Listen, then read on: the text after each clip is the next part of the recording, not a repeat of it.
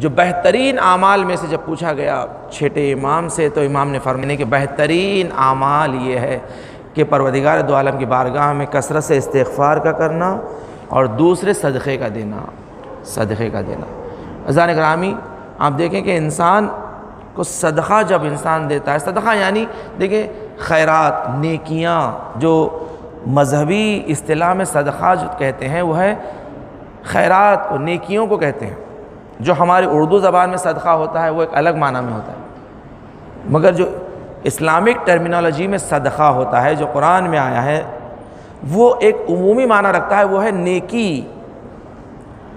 تو یہاں پر نیکی کے لیے کہا گیا ہے کہ انسان نیکی کے لیے جب نیکی کرے تو ایسے کے لیے کرے جو واقعاً مستحق ہو، اس چیز کا مستحق ہو۔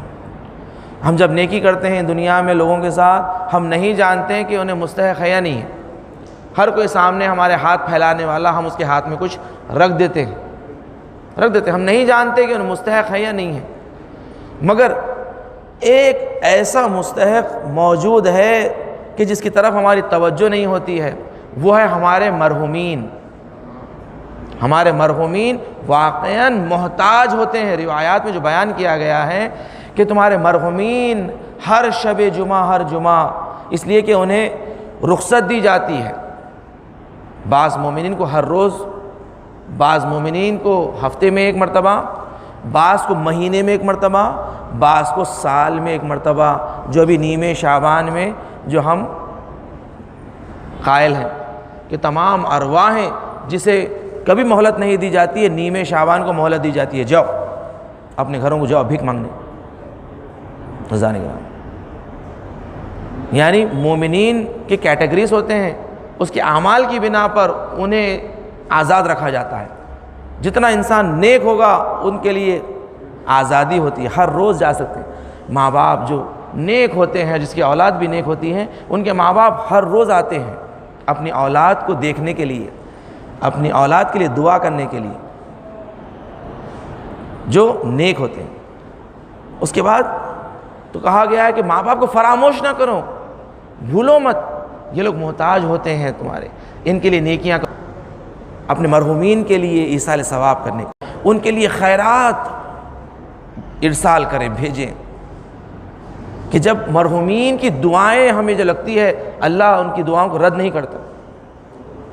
روایات میں ہے کہ اللہ مرحومین کی دعائیں رد نہیں کرتا، چاہے وہ آپ کے عزیز و اقربا کیوں نہ ہو۔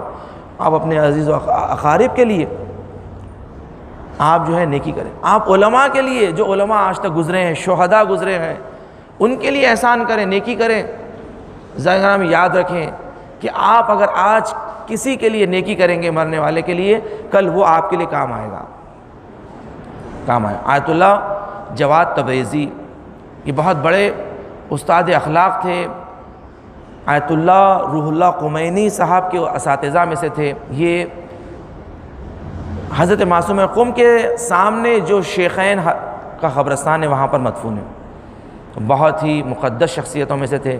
ان کے شاگرد کہتے ہیں کہ مرتبہ اپنے درس کے بعد انہوں نے اپنے ایک شاگرد کے حجرے میں تشریف لے کر گئے اور اس کے پاس تھوڑی دیر بیٹھے، بیٹھنے کے بعد اس کی احوال پرسی کی، اس کے بعد پھر وہ چلے گئے۔